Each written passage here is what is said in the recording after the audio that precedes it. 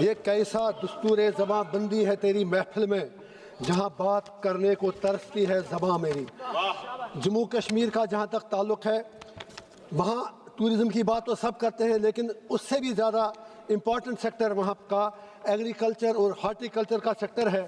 لیکن جو آپ نے Indo U S trade deal کر دی، ہمارا فروٹ، ہمارا سیفران، ہمارا والنٹ، وہ اسے تباہ اور برباد ہو گیا۔ ہمارے فروٹ کی ریٹ دلی کے व्यापारी طے کرتے ہیں، کشمیریوں کے ہاتھ میں کچھ بھی نہیں ہے۔ آپ مجھے اتنا بتائیں، زعفران کے لیے آپ بہت کچھ پیسہ خرچ کرتے ہیں، لیکن اس کی پروڈکشن روز بروز کم ہوتی ہے۔ آپ کے پیسٹیسائڈس منسٹر صاحب جو وہاں دوائیوں کے لیے آتے ہیں، فروٹ کے لیے، وہ بالکل سب اسٹینڈرڈ ہے۔ مہربانی کر کے کائنڈلی انویسٹیگیٹ دیٹ تھنگ۔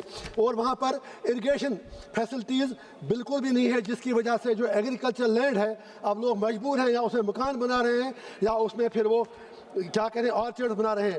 اسی طرح ایک نیا سلسلہ آپ نے شروع کیا ہے، وہاں ہم لوگوں سے جو مہاراجہ خری سنگھ نے، مہاراجہ ان سے پہلے جو تھے، آرٹیکل 35A کے تحت پروٹیکشن دیا تھا ہماری لینڈز کو۔ اب وہاں پر ایسے لگ رہا ہے جیسے Kashmir as if J and کے لینڈ از آن سیل۔ ہم آپ کو ایسا نہیں کرنے دیں گے۔ اب یہ پٹن برن میں سینکڑوں ایکڑ زمین جو وہاں کے زمینداروں کے پاس تھی، 100 سال سے تھی، لیز پہ تھی، ان سے وہ چھین کر ہزاروں لوگوں کا روزگار آپ نے چھین لیا۔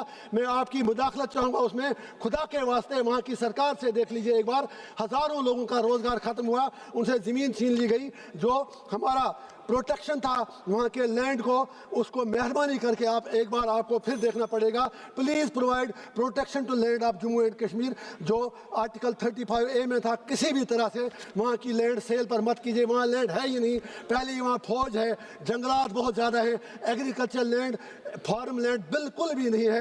پلیز فار گاڈ سیک اس کو ایگو کا مسئلہ مت بنائیے۔ اس کے لیے آپ کشمیریوں کو ستانے کے لیے ہم سے ہماری زمینیں مت چھینیں، ہمیں آپ مجبور مت کیجیے کہ ہم سڑکوں پر نکلیں۔ آپ کا شکریہ۔